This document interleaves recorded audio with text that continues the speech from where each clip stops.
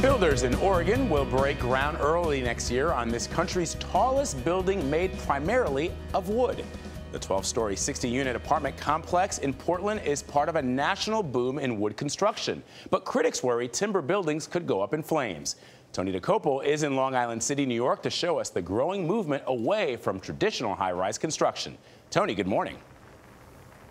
Good morning. Yeah, the skyline behind me is definitely not made of wood. It is millions of tons of concrete and steel. And for more than a century, that was really the only safe way to build high. But now, for the first time, more and more architects are using a kind of compressed wood for its strength and its beauty. But some fire experts are raising alarms. This is the tallest wood building in the United States at the moment. Right now, that is. Right now. Wow.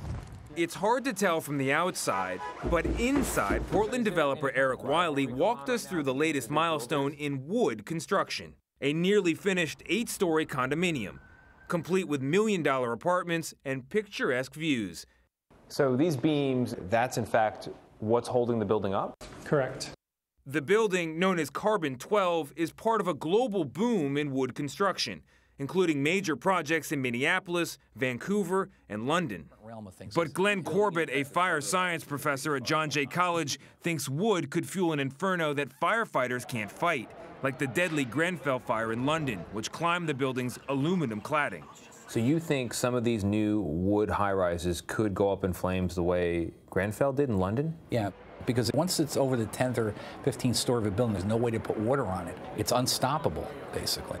Any of the projects we're looking at primarily wood-based? Well, there are wood models. So none of these models are for a wood-based building. Architect Peter Weissmantel, who helped design the Burj Khalifa in Dubai, the world's tallest building, also worries that more wood could mean more fire if codes aren't strictly enforced. We have got a responsibility to think about all the unthinkable things. So I'm glad there are advocates for timber, but there need to be reasonable control and understanding applied to it. When you're working out of a wood office. Yeah, we are. And Thomas Robinson is the lead architect for Framework, another building in Portland. At 148 feet, it's expected to surpass Carbon 12 as the tallest wood building in America. So this is the 3-ply. It's designed with cross-laminated timber that Robinson says is actually fire-resistant. To get a building permit, in fact, the material had to survive 2 hours in a furnace at 2,000 degrees. What happened here? He showed us what remained of the wood. Wow, so the fire burnt it down to there. Exactly. But at this level, would it still hold? It would still hold. It just shows you how the structure is durable. So durable, in fact. So you think there's going to be an explosion in this? I mean, you think there's going to be people building these sorts of buildings all over? They're already building a number of them in Portland. You're going to see them all over.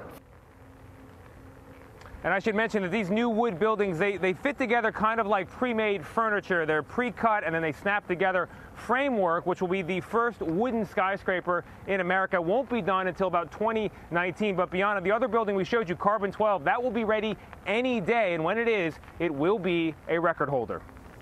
I don't know, Tony. I think I like the concrete and steel. I'm not convinced yet, but fascinating piece. Thank you. It's a log cabin in the city. Yes. Thanks, Tony.